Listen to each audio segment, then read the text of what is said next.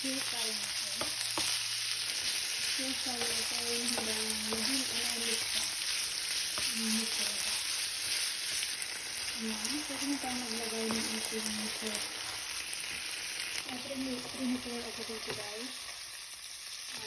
Peanut butter, oyster sauce, herbs, saka tubig. Lagyan natin.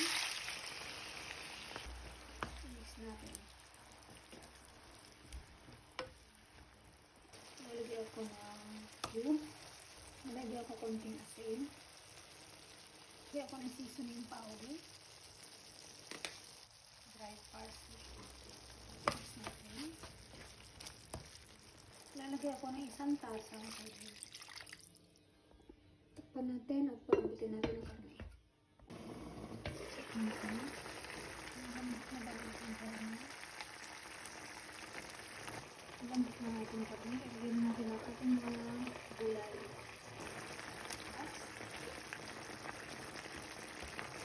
Carrots. Ito na natin ilalagay. Lambutin natin. Naglagay ako ng bata.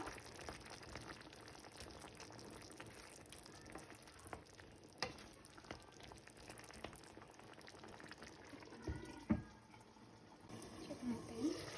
Lambutin natin gulay. Beans. Ito na tayo. Baka mo sibuyas.